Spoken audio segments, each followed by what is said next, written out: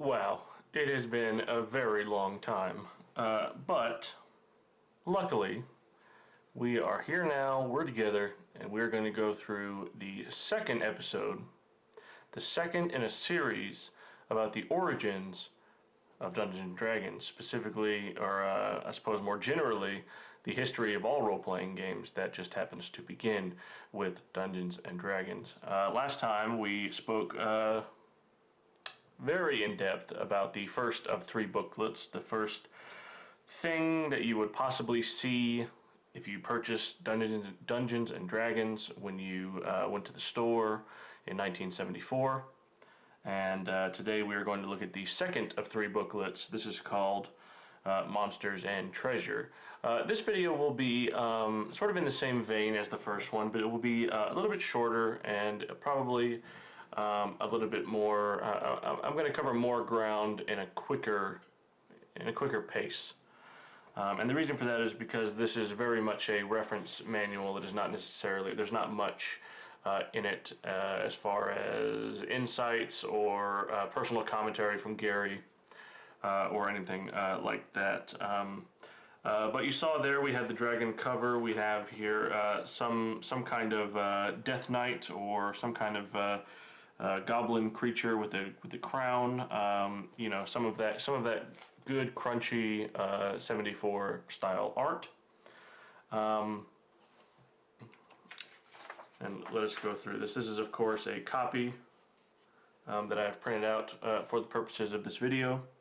I do not have an original copy or even any of its ilk, unfortunately, a bit out of my price range. So what we have here first is a sort of an index.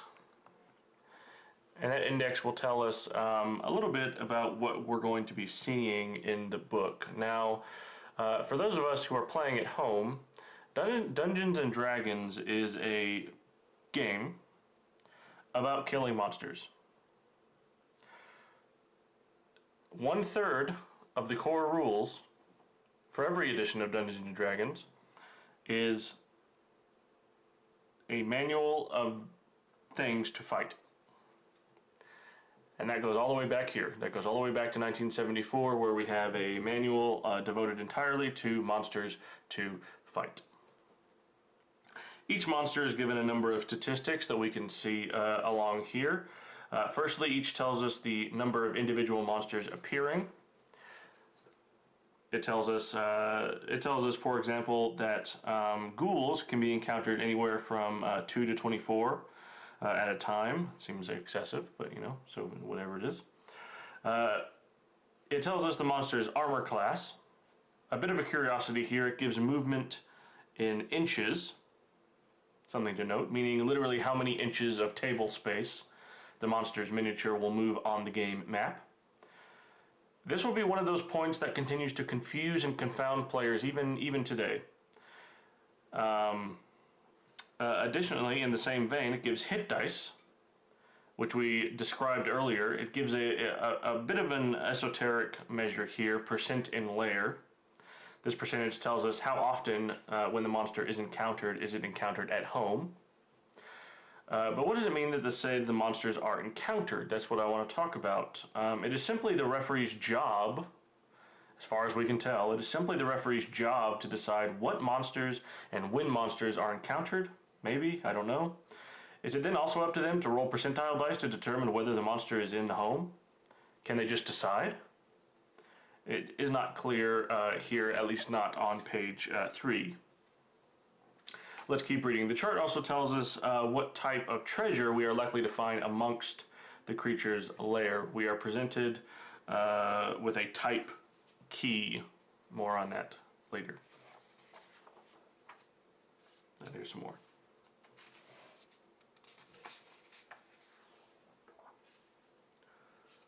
Alright, it says here, special ability functions are generally as indicated in chainmail. For those of us playing at home, if we recall, chainmail is the antecedent to Dungeons & Dragons. It is wargame rules for fantasy. Special ability functions are generally as indicated in chainmail, where not contradictory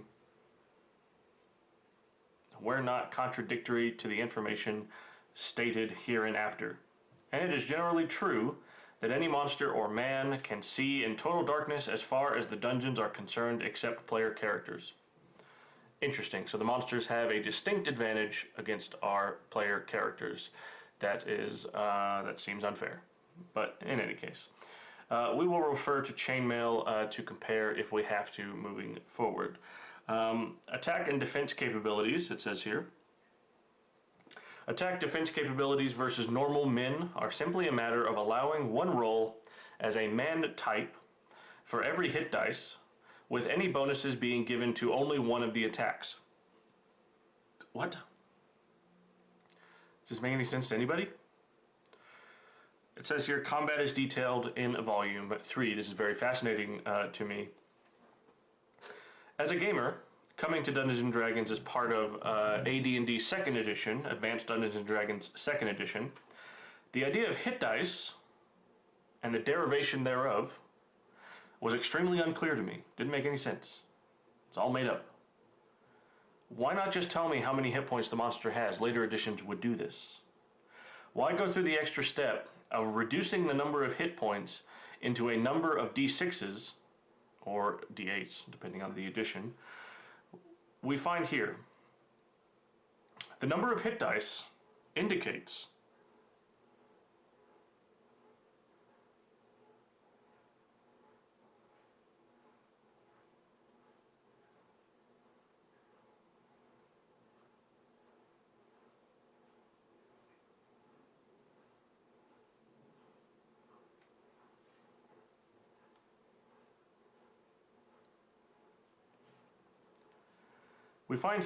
the number of hit dice indicates how many attacks the monster gets.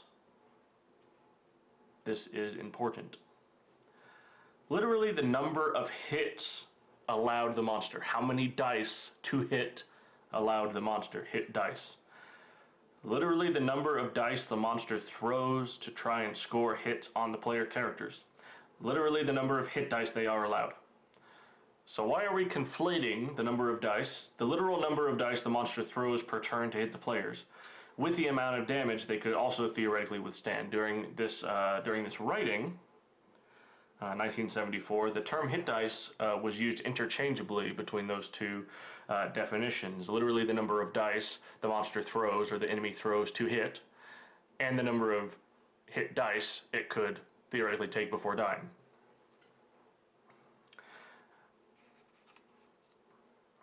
Does this also indicate the amount of HP the monsters have as well? It is not clear. Monster descriptions. This is going to be this is the section. This is why we're here. We're ready for monsters. It says here, there are several categories of men. Boy, don't I know it. Bandits.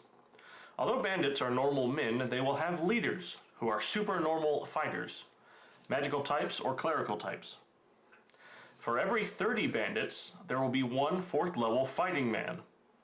For every 50 bandits, there will be, in addition, one 5th or 6th level fighter.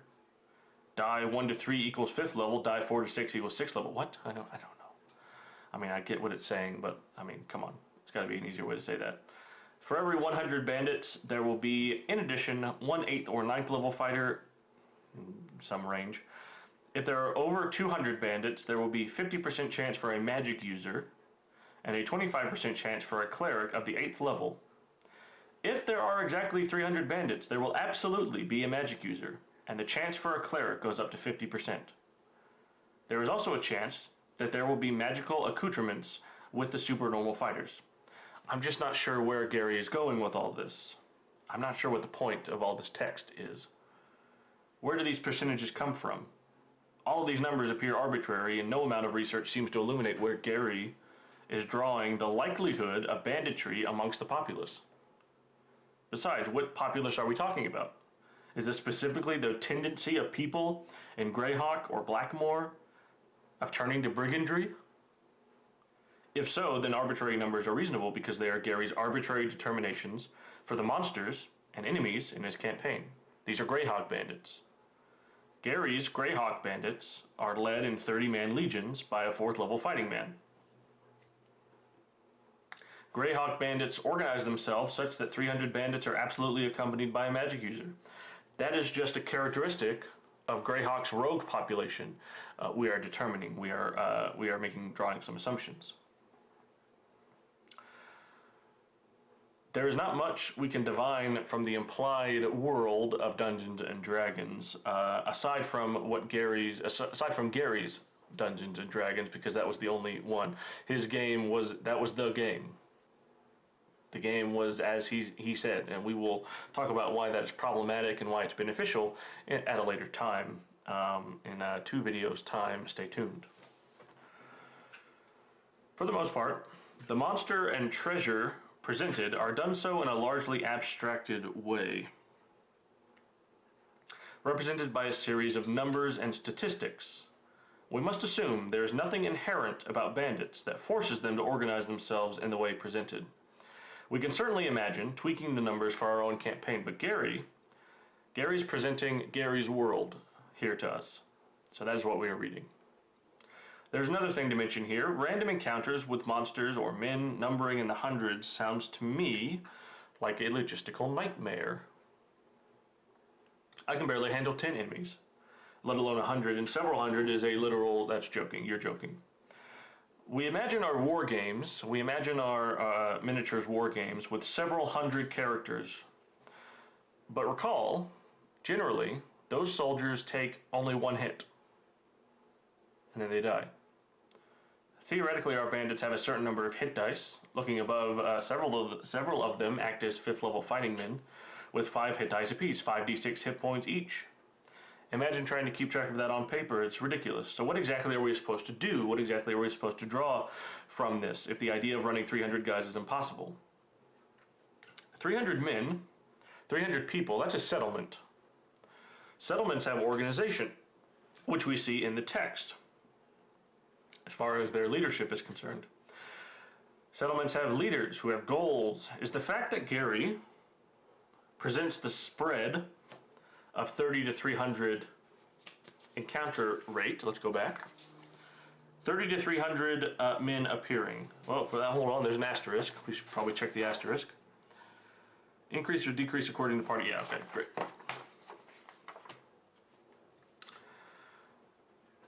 Is the spread that Gary presents of 30 to 300 characters,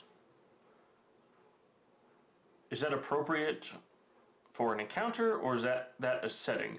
Is he trying to tell us that we are really generating a setting, not a random encounter? It never says random encounter. It says number appearing. It does say we are generating layers, in a sense, or rather their propensity for layers. It tells us this is how many exist in this particular area. It tells us these monsters organize in bands or groups of this size. That's all it says. But this settlement that we generate can be anything we imagine.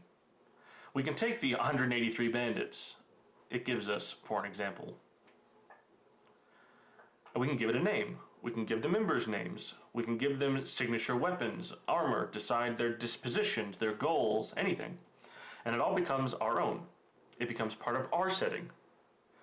Greyhawk belongs to Gary, Blockmore belongs to Dave Arneson. Maybe our bandits live in our world, and they are unique in a way that Gary's bandits aren't. Maybe they have 2 magic users. Maybe not. Maybe I don't know. I'm just asking questions. We are presented with an example of bandits. They are given a 50% chance of having a neutral alignment and a 50% chance of having a chaotic alignment. I suppose lawful banditry is out of the question. But once again, imagination is the, if we recall back in the first volume, imagination is part of the required equipage. Bandits are given a hit dice spread of 1 die per man. 1d6 roll hit points for each man in the bandit group. And let's go down here to Berserkers. Berserkers are simply men mad with battle lust. They will have only fighting men with them, as explained in the paragraphs above regarding bandits. Interesting. They never check morale. Don't know what that means. We'll get back. Guess we'll get back to that. Maybe, maybe not. It's probably, and you know what? It's probably chainmail. Morale was definitely a system in chainmail. checking to see if enemies would run or allies would run or not when they got hit or when magic was used. When fighting normal men, they add +2 to their dice score when rolling due to their ferocity. We find here dervishes, fanatically religious nomads who fight as berserkers, just a different flavor. Nomads, raiders of the desert or steppes, similar to bandits. We find buccaneers, pirates, cavemen, mermen, and then all of a sudden we find goblins. So organization, not great. Back in chainmail, for those of us playing along at home in the past, in chainmail, goblins, and it sort of lumped goblins and kobolds together. It says they see well in dimness or dark, but they do not like bright light. When fighting in full daylight or bright light, they must subtract 1 from their morale rating, as well as 1 from any die rolled. Now, here in chainmail, this is not chainmail, by the way, back in chainmail, they were pretty much just attack rolls, so this was not as confusing as it sounds here. Let's read. Because of their reciprocal hatred, goblins, hold on, lost my place.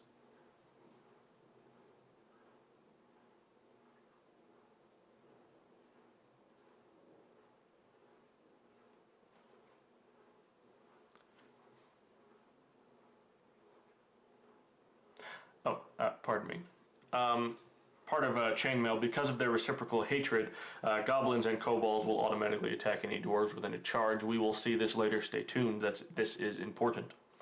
In Dungeons and Dragons, in this text here that we're looking at, Gary tells us these small monsters are as described in chainmail. Fine. They see well in darkness or dim light, but when they are subjected to full daylight, subtract -1 from their attack and morale dice. They attack dwarves on sight. We knew that from chainmail. Their hit dice must always equal at least 1 pip. Lovely. If we think back, dwarves, back in Module 1, back in Volume 1, dwarves speak the language of goblins and kobolds. Why? Well, we can see the workings of a setting behind these words. Though Gary never comes out and explicitly tells us about ecology or how goblins act, we can get some sense of what they are like. We know, as told here, they have a goblin king and they are surrounded by a body of hobgoblin equivalent guards. My imagination is able to fill in a lot of the details, a lot of the blanks. I think of this writing as a series of dots in a connect the dots puzzle. The dots are disparate and seemingly unconnected. It doesn't seem to make a lot of sense, but I know there is a picture I'm supposed to be seeing, a story I'm supposed to be making with these disparate dots. Kobolds. It says here, treat these monsters as if they were goblins, except that they will take from 1 to 3 hits. Roll a 6-sided die with a 1 or 3 equaling 1 hit, or 3 or 4 equally 2 hits. Gary, come on. English. Use it. We must simply use our imagination when trying to think of what these creatures look like. Surely the goblin is just a little green monster. But most of our nascent readers would not be familiar with the more Germanic kobold. What is that? What is that? What does that mean? We're going to dive into a little bit of mythological history here as we go through these monsters. More or less, kobolds, goblins, trolls, ogres, orcs, gnolls are all interchangeable words for just sort of miscellaneous, disgusting, evil monsters. We are given just snippets of lore concerning their differences, but we won't begin to see meaningful differences for a year or so whenever the monster manual, meaningful differentiation for a year or so whenever we get into some of the other booklets that were released. Not the monster manual, almost said monster manual, that will not be for at least 5 years. Orcs. The number of different tribes of orcs can be as varied as desired. Once decided upon, simply generate a random number whenever orcs are encountered. The number generated telling which tribe they belong to. Keeping in mind intertribal hostility. What? Gary dumps all of this in our laps all at once. When found in their lair, it will be either a cave complex or a village. The cave complex will be guarded by sentries. A village will be protected by a ditch and palisade defense. One light catapult per 50 orcs and a high central tower of some kind. We see a lot of wargame jargon, a lot of wargame terminology, a lot of wargaming happening in the background. This continues to support our setting generation theory of Gygaxian ecology. Imagine your players are traveling across the wilderness and they come upon an orcish sentry. They are in uncharted territory, by their estimation. Imagine that. Now and forever, there is an orc village there. Once they encounter it, it's going to be there. We're building a setting as we go. That's awesome. I think that's so great. It's a very quantum mechanical way of looking at game design. That's kind of the school of setting design that I find myself reading in this text. We don't need to know until the players find it. The details only need to be generated or thought up when they are scrutinized, when they're looked at. And that's, honestly, that's sort of the theory of game design I sort of subscribe to. It's whenever the players are looking at something, that's when you need to know what's there. Don't get too granular, but that's beside the point. More on that later. We, of course, do see orcs back in Tolkien. Tolkien uses goblin and orc interchangeably in Middle-earth. We see orcs again in Chainmail, very distinctly Tolkien-esque in flavor. Hobgoblins are large and fearless goblins. Okay, fair enough. Nothing to complain about there. Gnolls. Gnolls are described in Dungeons & Dragons here as a crossbreed between gnomes and trolls. Gnolls, I get it. Gnomes, trolls, yeah, got it. We are given a clue, gnomes and trolls. That seems like, it says here in the text, perhaps Lord Sunsony did not really make it all clear. What does that mean? What is he talking about? Well, some research will tell us. We are given a clue as to their origin in a typo. Somebody named Lord Sunsony in 1912. Oh, never mind, this is the typo. It's actually Lord Dunsany with a D. It says Lord Sunsony here, I don't know why. Gary, I didn't even check. In 1912, Lord Dunsany published a story titled How Nuth Would Have Practiced His Art Upon the Gnolls. Okay, well, if you say so. In a further story later on, they are described as like Jerusalem artichokes with tentacles rather than arms. I think any of us familiar with D&D know that they don't look that way for long, or if they ever did. Ogres are large and fearsome monsters ranging from 7 to 10 feet in height and deal extra damage. Fine. Trolls are thin and rubbery, able to regenerate, so that beginning the third melee round after one is hit, it will begin to repair itself. Regeneration is at the rate of 3 hit points per turn. This will remain to this day. Oh, yeah, this will remain to this day. They must be burned or immersed in acid. This is strange. In Chainmail, trolls are described as intermediate cousins between men and giants. So where does the regenerating troll come from? Where does the regenerating property come from? It is listed in Chainmail to see our old friend Paul Anderson, 3 Hearts and 3 Lions. 3 Hearts and 3 Lions is a book which sort of inspired the alignment system that Gary would lift for his game.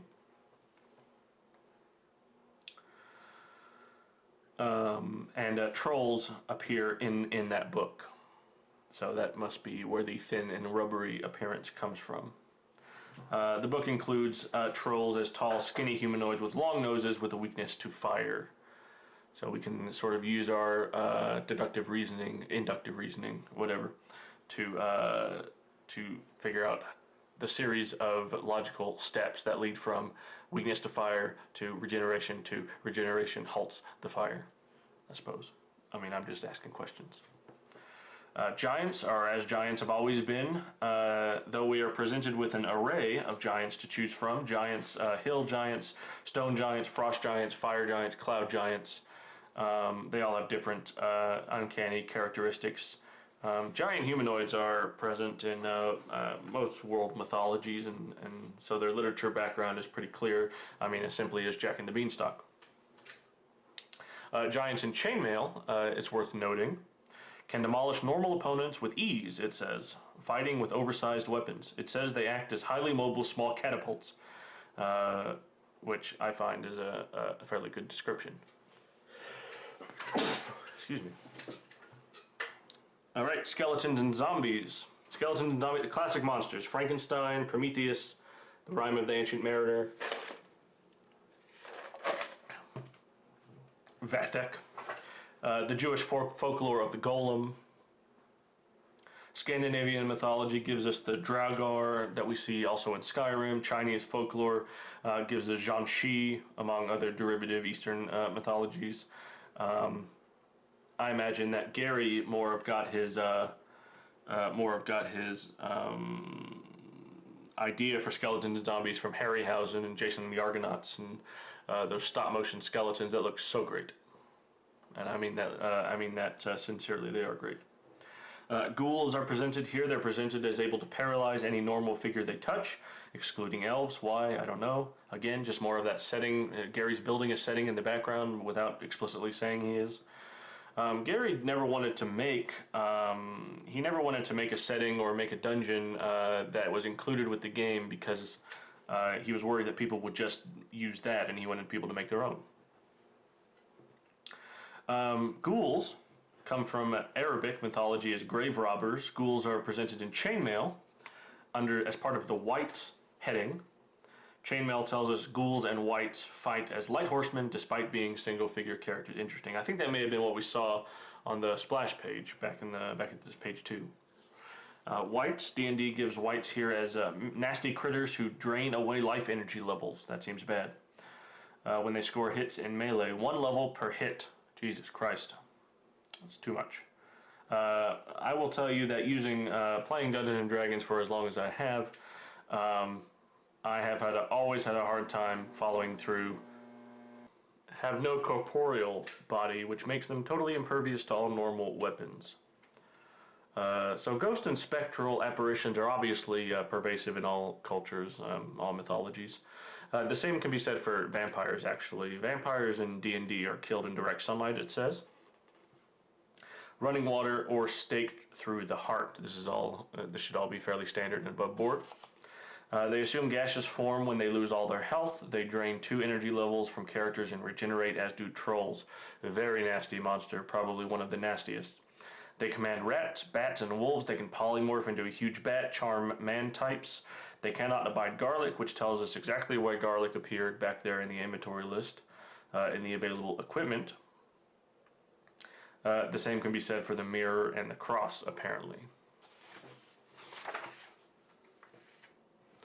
The cockatrice is a mythical being, some cross between a dragon and a serpent, and a rooster. It is related in D&D to the basilisk, it says. The basilisk turns to stone those whom it touches and those who meet its gaze. We can only assume at this particular stage that the cockatrice and the basilisk are both bird-reptile-like in nature, though this will quickly cease to be the case if you know anything about D&D. Medusa are given generally as the Greek mythology. It turns others to stone, standard.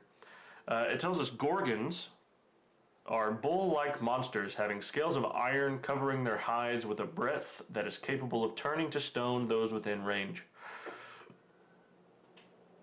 The word gorgon actually comes from Greek mythology. It's a creature of which Medusa is one of. There is a separate bull-like monster in Greek mythology called the Kalkatoroi, or bronze bull. But the connection from there to D&D Gorgon is tenuous and unclear at best. It doesn't make a whole lot of sense why Gary chose to do this, and I can't seem to find an answer through the research. We see more Greek mythology with the Hydra, the second labor of Hercules, etc., etc., etc. It says here, however, unlike the standard mythological concept of the Hydra being a snake with many heads, these beasts are large dinosaurs with multiple heads. Bit of an arbitrary distinction, but nevertheless. It tells us each head is represented by 1 hit dice, and the hit die per head is generally of 6 pips. Generally. Thus, a 6-headed Hydra has 6 hit dice or 6 pips, or rather 36 pips. When 6 points are scored on one head, the one head is then killed. All of a Hydra's heads attack simultaneously. 6 attacks on one character is pretty rough, if I do say so myself. Gygax probably drew his inspiration not from Greek mythology, but rather from Jason and the Argonauts, which I mentioned before, and it features a Hydra.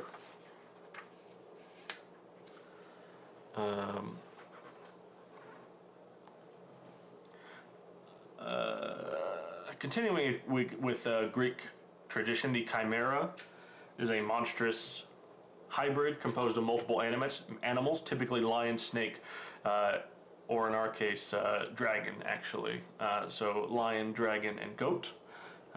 All these monsters, if you've played D&D for any length of time, you know all these monsters appear. Basically, have been up converted to every edition of D&D from here. Our research here as we work through page 11 tells us a couple of things. The most glaring being that Gygax goes out of his way to draw a distinction between monsters, which mythologically speaking have no precedent for their difference. We can go back to the example of the goblin and the kobold. I don't think there's no literal difference canonically with those creatures, but Gary needed monsters for his book, so he's like, oh, that's a different name, let's make them different monsters. Back then, in myth, there was really no need to draw a distinction between trolls and goblins. They were kind of basically just they represented just different just miscellaneous little buggers. Being a game, Gary's intent was to draw a distinction mechanically between wights and wraiths, for example. A monster needed to be carefully ranked. A monster needed to be carefully ranked among its peers and the ability to be visualized so that we can make up our little lead miniatures for play on the tabletop.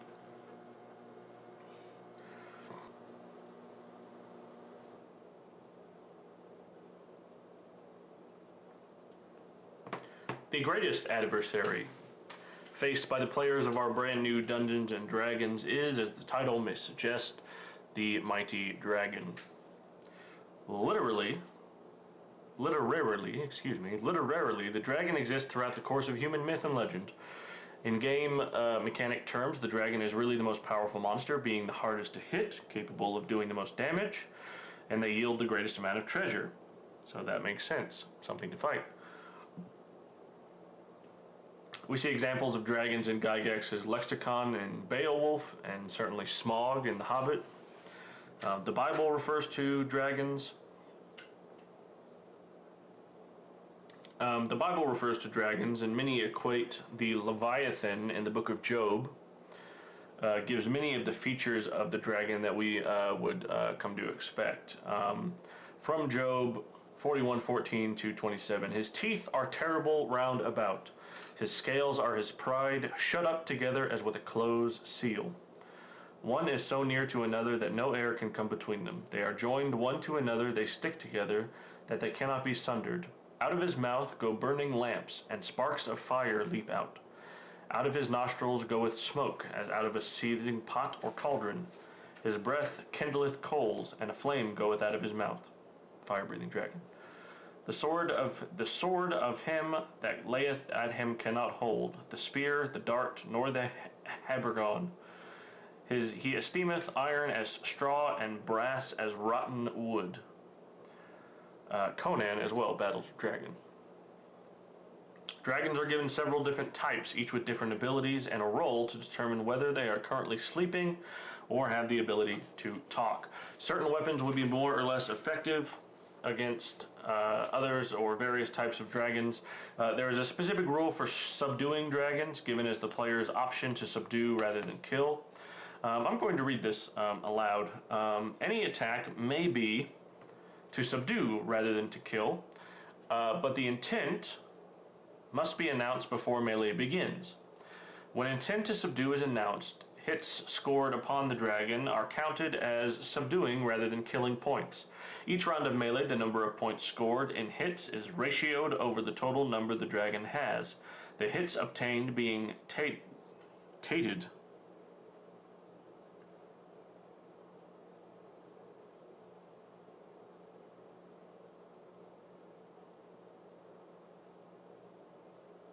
being stated. The hits obtained being stated as a percentile of the total possible. The percentile dice are then rolled to determine if the dragon has been subdued. It then goes on to give an example which takes up more real estate than the instructions. Way up here. It tells us subdued dragons can be sold on the open market for from 500 to 1,000 gold pieces per hit point it can take. Is this the only monster you can do that for? Are dragons the only monsters that have a market value? Are we to assume that this method is possible for subduing other brands of monsters? Do other monsters have no trade value in Greyhawk or Blackmoor? Unclear. More about dragons. Little cartoon. Gargoyles, of course, architectural features for the better part of history, such as the lion-headed water spouts on the Temple of Zeus in Greece. Even ancient Egyptian architecture utilized gargoyles as water diversion methods. I don't know why water diversion specifically, but, you know. D&D tells us gargoyles are at least semi-intelligent reptilian beasts with horns, talons, fangs, wings, and are often bipedal. Widespread in European folklore, stretching back to ancient Greece and across Africa. The werewolf, lycanthropy, werewolfism is well documented. D&D gives us 4 types of lycanthropes: werewolf, wereboar, weretiger, and werebear. It tells us that werebears can be lawful. Why? I don't know. Who knows? It does mention here that the ability to subdue young lycanthropes under 9/10 growth.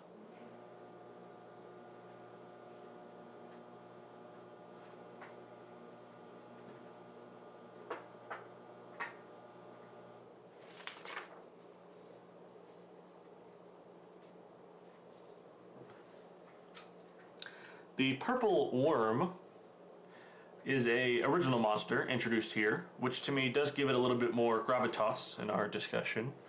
Perhaps this is why they are one of my favorite monsters, along with the slimes and oozes that we'll see later. The purple worm is a huge and hungry monster, a worm as the name indicates. It has the ability to swallow opponents. In an uncharacteristic moment of forgivingness, purple worms doesn't digest its meal until after 6 turns.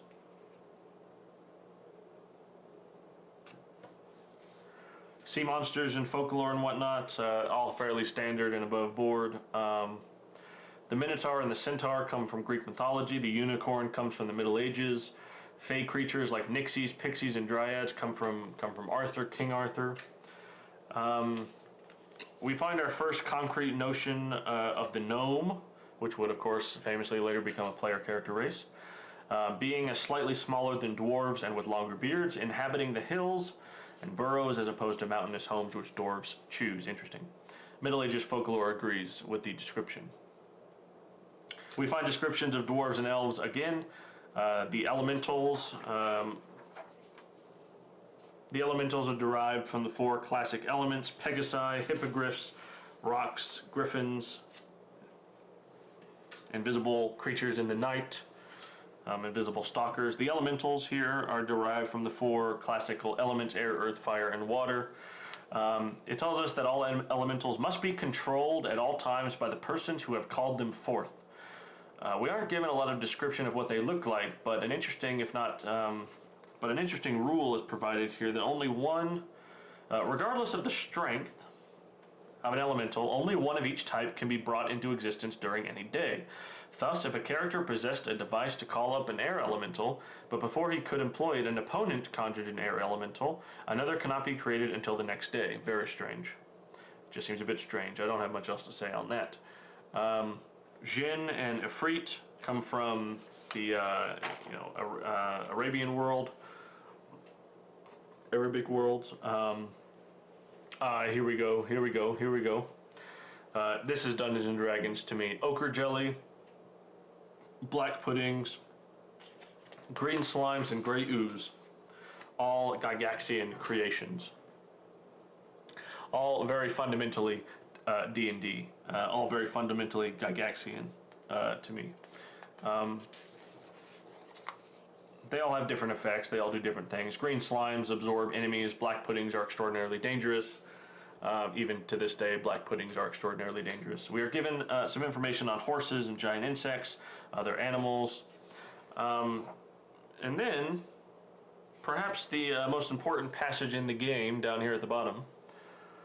There is no practical limitation to the variety of monsters possible. In the campaign associated with the playtesting of these rules, there have either appeared or been postulated such creatures as, and I quote, Titans, which we see in D&D, Cyclopses, yes, Juggernauts, living statues, of course, Salamanders, yes, gelatinous cubes, of course, robots, golems, and androids.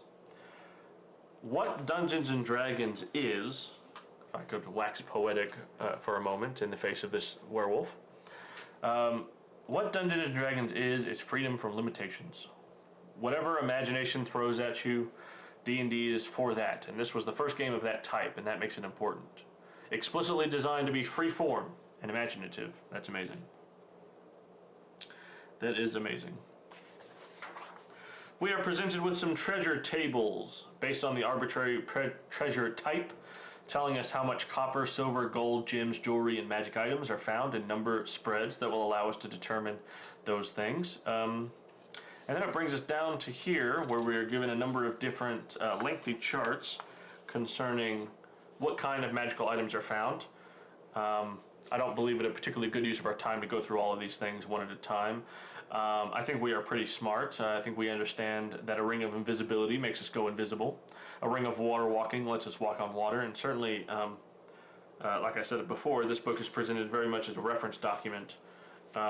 So not really something we need to read. A lot of these things, you can imagine some designers, Gary and Dave Arneson and all those guys, kind of sitting around coming up with magic items. Helm of Flying. I mean, doesn't take a whole lot of ingenuity to come up with that.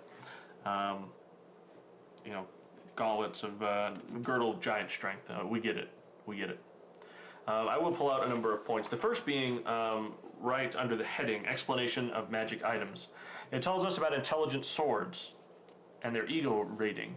First instance of any kind of psychic powers or psionics or anything like that. Swords are given extreme bonuses and special powers. Why? I don't know. Perhaps the magic sword was crafted to slay fighting men or defeat law because of some fundamental hatred on the part of the craftsman. Maybe, maybe. We drop down to the last couple of pages where Gary tells us that about magic items saving throws and how magic items are susceptible to damage just like we are. So that is a very interesting bullet.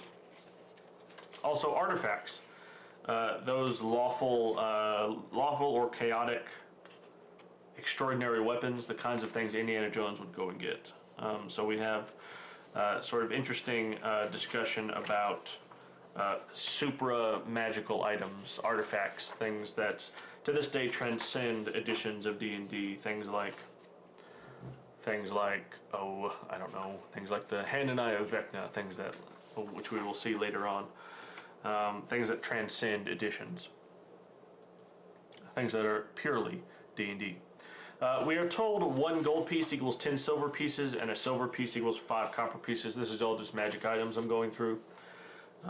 Mirror of life trapping, there's a big description, yada yada, which we're not going to read. And of course, we get some incredible art all the way through Wraith, Fire Elemental, and of course we get the head of a dragon turtle, because why not? Because, you know, as is tradition. And then I think we have some kind of cultist and some kind of dungeon to end the video on.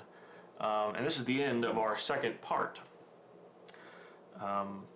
I do understand that the exploration discussion aspect was a little bit shorter than the first, but that just comes down to the nature of this book versus that book. There were a lot more points of discussion in the last book, and so that means the video is going to be longer. This book is really a reference tome, and so we've treated it as such. If we must come back to reference this book, we will. Next time, though, remember, there were 3 booklets in this original release of D&D. We saw Men in Magic, we saw Monsters and Treasure. Now we need to take a look at Underground. Nope, I was right the first time. Underworld and Wilderness Adventures. Until next time, stay tuned.